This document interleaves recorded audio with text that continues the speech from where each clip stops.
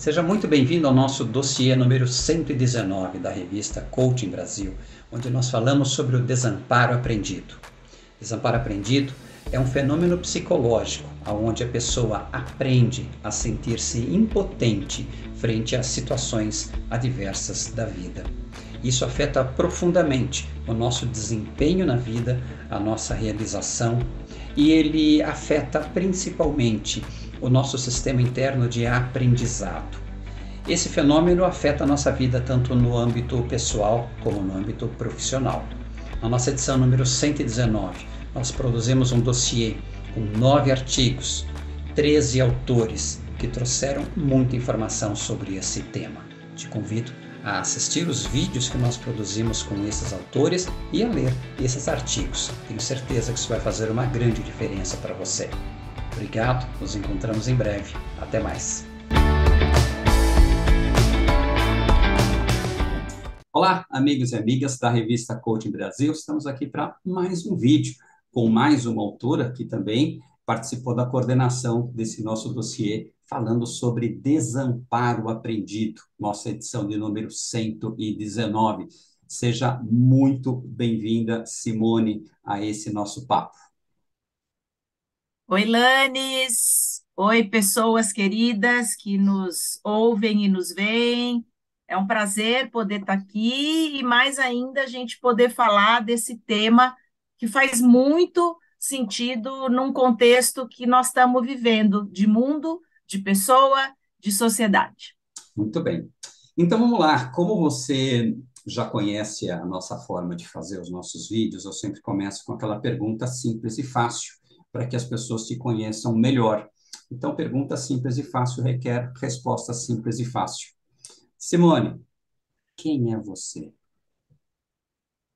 Uau! Então, assim, muito simples e fácil, né? Não sei. O É, simples e fácil, não sei.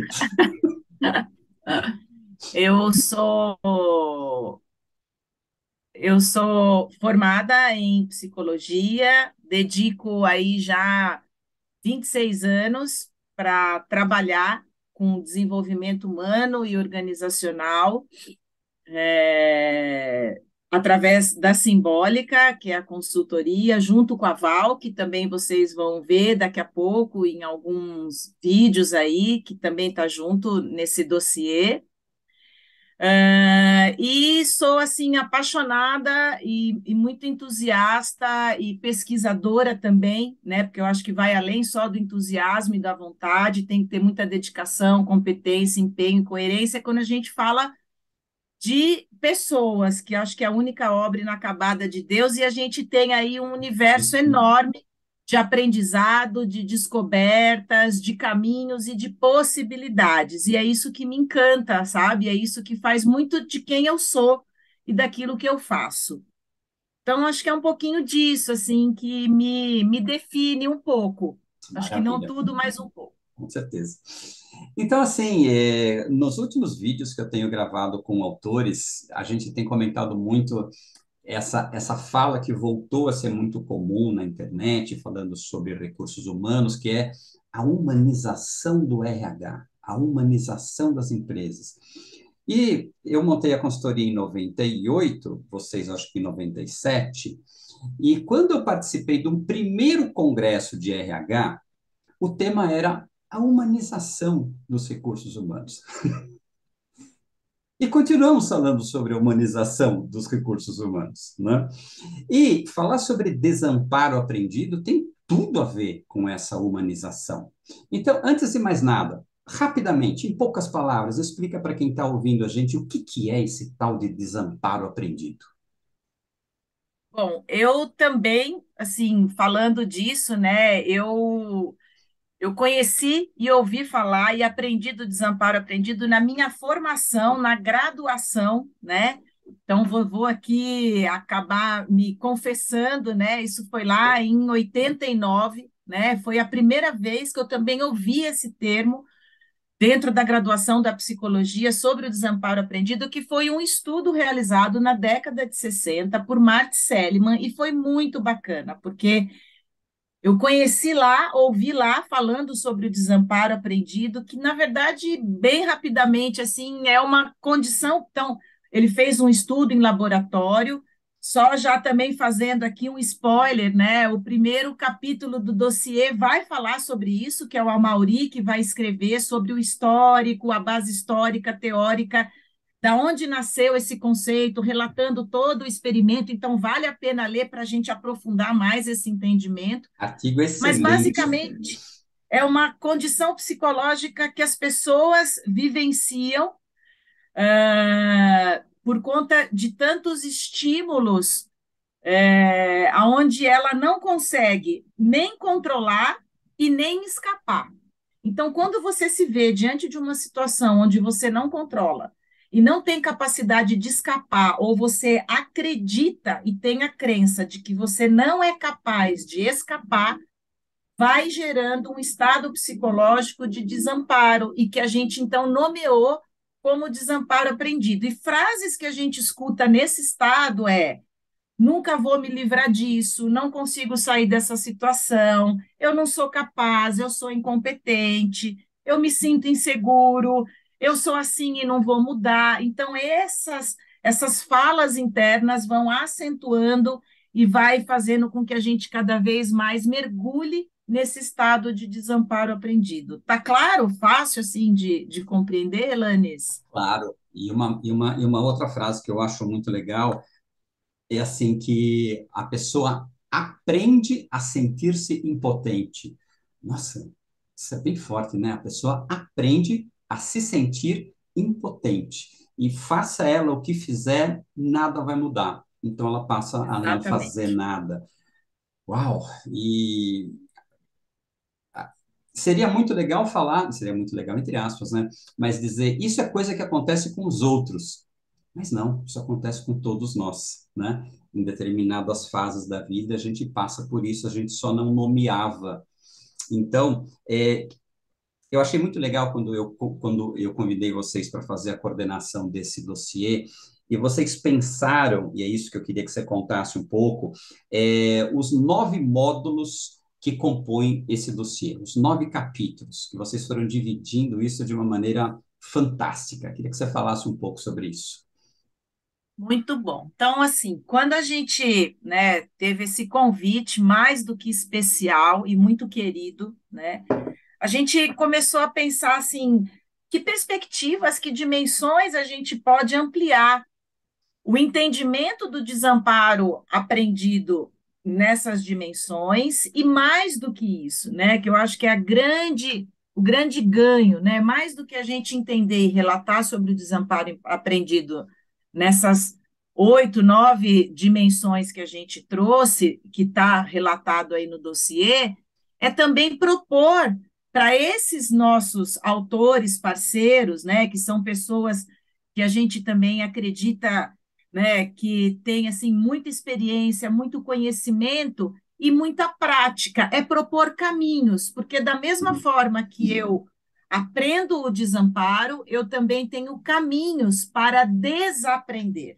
né, e aprender outros caminhos que me levam para um outro estado, né? E é muito interessante porque, ao mesmo tempo que o Mart Seligman, lá na década de 60, trouxe esse tema do desamparo aprendido e do pessimismo, ele também, depois, ele avançou nas suas pesquisas e ele trouxe para nós o conceito do otimismo aprendido.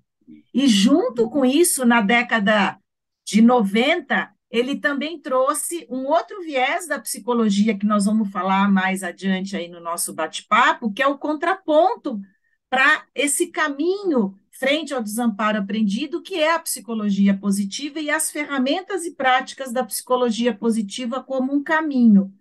E foi isso que a gente procurou, de alguma maneira, trazer para o dossiê. Então, a gente começa falando desse, dessa abordagem teórica, histórica do conceito, depois a gente traz uma perspectiva no atendimento clínico terapêutico, através da correlação que a gente faz do desamparo aprendido com depressão e ansiedade, que é uma das questões aí mais fortes, intensas, no momento atual sobre saúde mental nossa, né? E eu também me incluo nisso, porque todos nós estamos vivendo esse momento, né, de com maior ou menor intensidade essa questão da saúde mental, né? Uhum. Então, como é que isso está aparecendo dentro desse set terapêutico? Então, é uma das vertentes que a gente traz. Trazendo também um foco e uma luz na questão dos relacionamentos, sabe, Lanes? Assim, porque como é que a gente, nos diferentes relacionamentos, mas mais especificamente, a gente quis convidar a. Quem falou da clínica foi a Lídia, então vale a pena, né, a Lídia Pagini, que fala bastante sobre isso, e a Alexandra, que vai falar sobre esses relacionamentos afetivos, né? E como se dá a construção de um desamparo aprendido quando eu tenho um relacionamento nocivo, tóxico e abusivo, né? Então é muito muito bacana, hoje a gente fala muito sobre isso, né? E como que a gente pode criar caminhos para poder. E ela faz uma reflexão muito bacana e vale a pena assim ler, porque ela nos convida a falar muito desse respeito e desse autorrespeito, sabe? Como um Uhum. caminho para poder trabalhar melhor essas relações que a gente estabelece. Depois a gente também amplia ainda nesse ambiente mais pessoal, familiar, a relação de pais e filhos. Como é que a gente, nesse relacionamento, a gente tem a presença do desamparo aprendido? E a Nielce vai falar muito de algo que ela trabalha fortemente, que é também sob a perspectiva da psicologia e da análise transacional, né? Uhum. Então, trazendo aquele conceito do ok, não ok, não ok, não ok, ok, ok. Então, quem tiver a curiosidade do que é isso, lê lá no capítulo Danielse que você vai poder entender bacana sobre isso. E aí a gente vai entrando também dentro de um aspecto mais individual, né? Que é quando a gente convidou a Cíntia Suplicy para falar sobre o tema dessa autenticidade, sabe? Então, a cura pela autenticidade. Eu gosto muito disso, eu acho que a gente vai, ao longo da nossa história, a gente vai se perdendo no ser autêntico para Uhum. atender as expectativas do outro, da sociedade, do ambiente, Um né? pouquinho só, E a né? gente vai só um pouquinho, Só um né? pouquinho. E a gente vai se distanciando desse ser autêntico na minha melhor versão, sabe? Naquilo que eu sou, como sou, né? E como que isso vai, através do resgate dessa autenticidade, um caminho potente para o resgate desse desamparo aprendido, de me tirar desse lugar, né? E me dar essa potência como uma possibilidade de cura mesmo, né?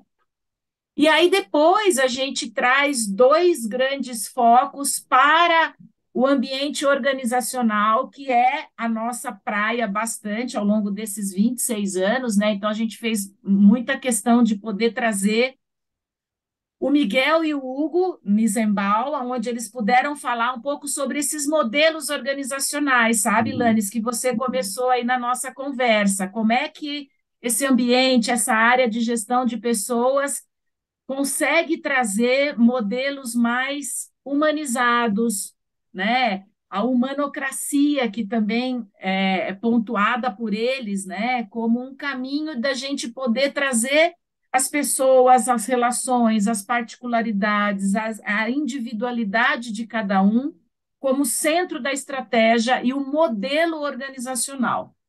Eu acho que os modelos que estão aí não dão mais conta, Com né? Então a certeza. gente precisa ter novos modelos. E amarrando a esse tema, a gente tem a Adriana Prado falando especificamente de liderança. Não dá para falar no ambiente organizacional se a gente não falar da liderança. E ela faz exatamente esse contraponto, né? O que causa essa liderança mais tóxica e o contraponto disso, essa liderança positiva, essa liderança otimista, que se vale de outras práticas para poder alavancar, né, o melhor, o potencial de cada um dentro desse ambiente organizacional. E mais uma dimensão que a gente também procurou trazer para o dossiê foi a perspectiva de carreira, que o Daniel, a Juliana e a Eliana trouxeram para nós assim de maneira muito potente, dizendo, né, a perspectiva de como que a gente às vezes pode ser sabotado na nossa carreira através desse desamparo aprendido, né, do que a gente vai vivenciando ao longo das nossas experiências profissionais e apontam também caminhos de como que eu posso a partir da minha carreira, levar para um florescimento e o desenvolvimento do meu melhor potencial naquilo que eu posso fazer e alcançar a minha melhor performance. E também é uma coisa muito interessante que nesse artigo deles, eles mostram que às vezes a pessoa quer mudar de carreira para ir para uma outra coisa, mas o problema não é esse. O problema, ela gosta daquilo que ela faz, ela só não gosta do ambiente onde ela está, da liderança que ela está, e ela vê que a solução é mudar de carreira. E não, não é. É só mudar de local ou procurar fazer alguma modificação na forma como ela encara aquilo que ela vive. E ela achar naquilo que ela faz o que conecta, como a gente falou, né, das suas fortalezas, sabe, daquilo que você tem de mais abundante que são as suas forças. Né? Então, quando você coloca essas forças em ação, é onde você acha o significado.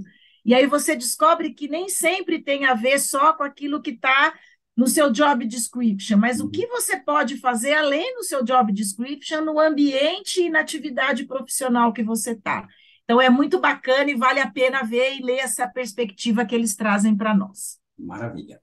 E, por fim, a gente mesmo aqui traz um tema falando sobre numa dimensão mais de sociedade, desse contexto, e a Val que vai depois conversar contigo sobre esse cenário aí que a gente fala do cenário Bunny, né, e os contrapontos que eles fazem através desse contexto na possibilidade ou não desse desamparo aprendido. Então, foram todas essas perspectivas e dimensões que a gente procurou assim trazer para esse dossiê, né? E fazer dele assim um mergulho, sabe? Uma viagem bem bacana no tema do desamparo aprendido. Vale a pena vir nessa viagem com a gente aí nesse dossiê.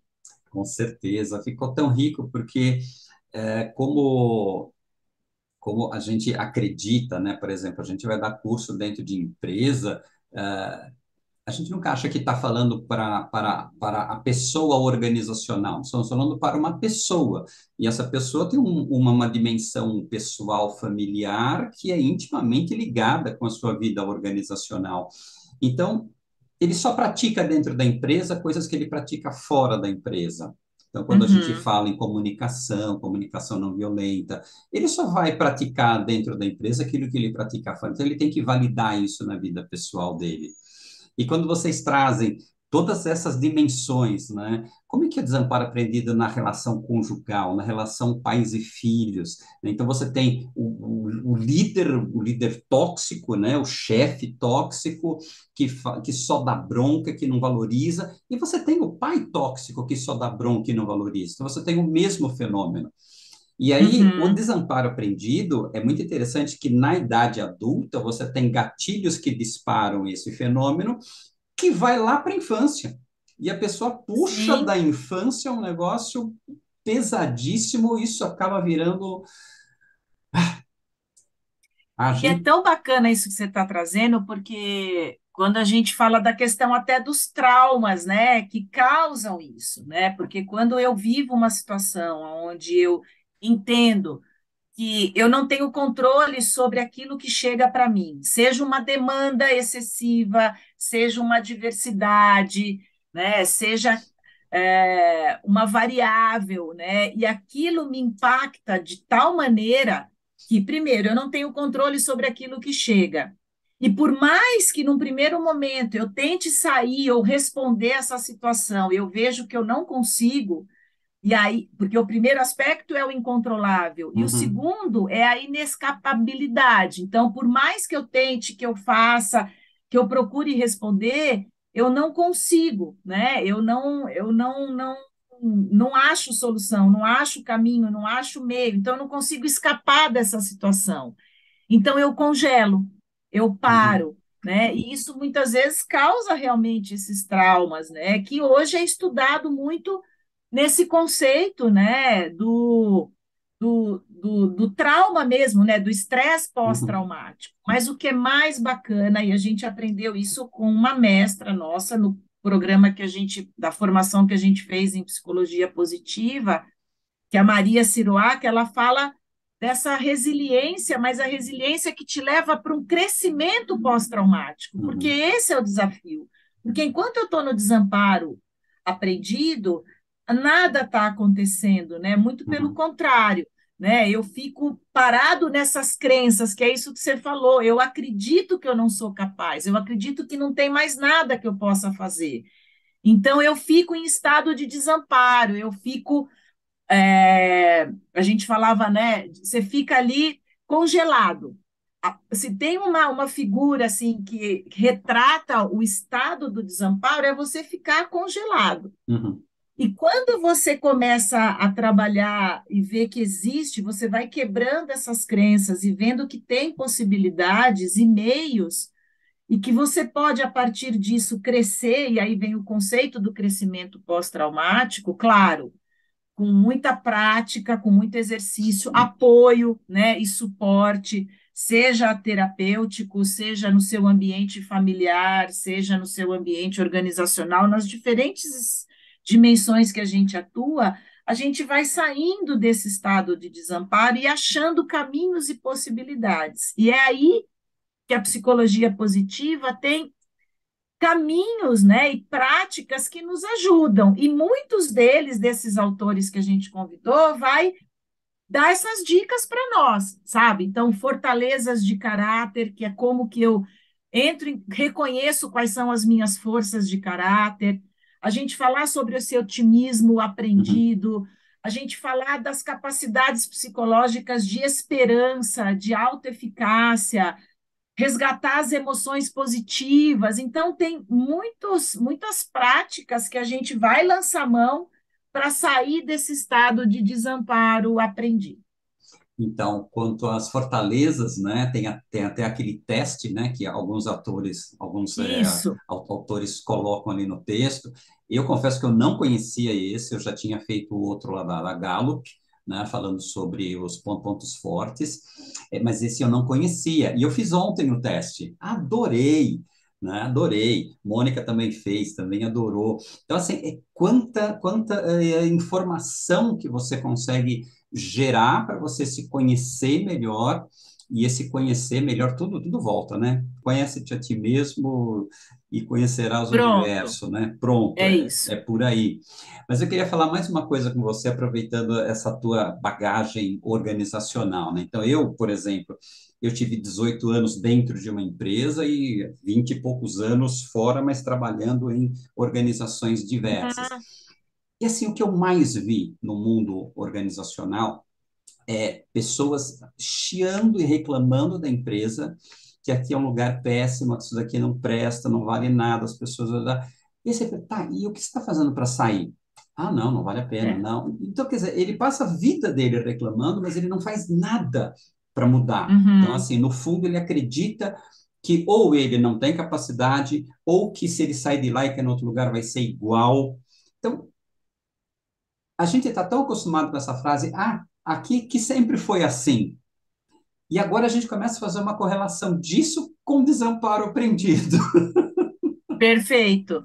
E às vezes ele mesmo é o próprio fator que põe ele nessa situação, O né, promotor. de cria esse círculo, né? Porque ele Uhum, fica num círculo vicioso, né? Porque, uhum, claro, é genuíno, é real que tem essas demandas externas, né? Que uhum. nem sempre eu vou fazer aquilo que eu gosto, o volume é grande, eu tenho bastante demanda, uma realidade hoje presente, Lanes, em qualquer organização, né?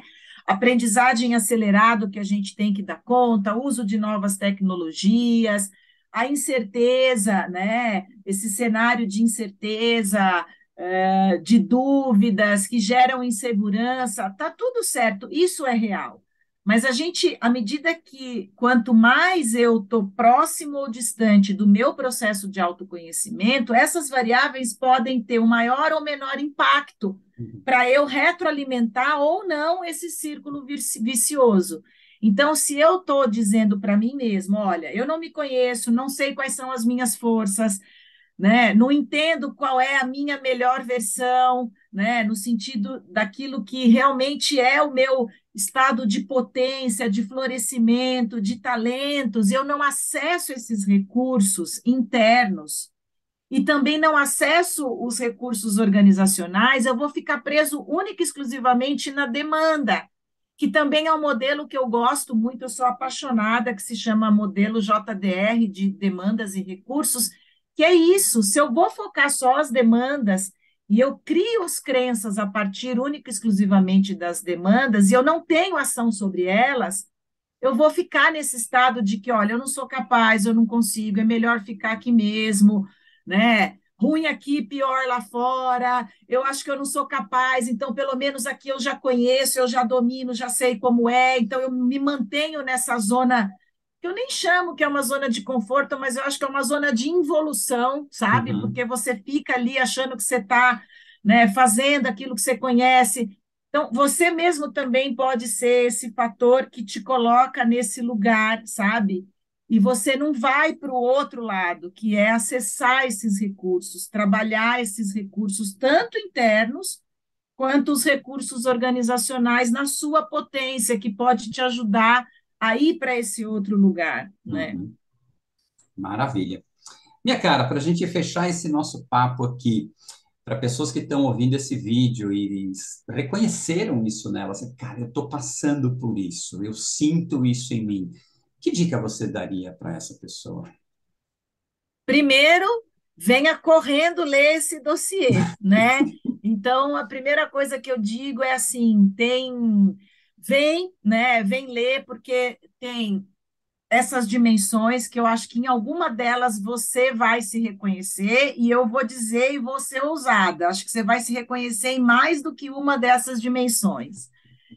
Tem muita ciência, então acho que isso é muito bacana, né? Então tem muita ciência, muito conteúdo, muita pesquisa, muita consistência, muita coerência. Então vale a pena porque você vai poder também, né, crescer nesse sentido, né, de ter ampliar um pouco essa tua perspectiva e conhecimento. E tem muita prática e caminho e muitas dicas que eu acho que também você vai poder ao ler o dossiê, se valer dessas dicas, sabe? Tão importantes para cada um de nós. Seja na relação, porque foram essas perspectivas, nas 9 dimensões, a gente tentou trazer uma perspectiva para você, indivíduo, né? Então, você com você mesmo nessa relação do desamparo, você, né, na sua relação com o outro, sendo esse outro o teu parceiro, sendo esse outro o teu filho nesse ambiente familiar, e sendo você nesse ambiente profissional ou sendo você na sociedade, no mundo em que você está, sabe? Então, em algum lugar você vai se achar e tenho certeza que vai ser muito, vai gerar muito valor, principalmente por esses caminhos e dicas que o dossiê, que cada um que com muito carinho, muita dedicação assim escreveu para você acessar. Então, assim, venha e aproveite, sabe? E saboreie, que é uma palavra que a gente usa muito dentro da psicologia positiva, que é o savoring, sabe? Hum. Essa coisa de você saborear. Então, saboreie cada um dos capítulos que a gente preparou aí para cada um de vocês nesse dossiê. Maravilha.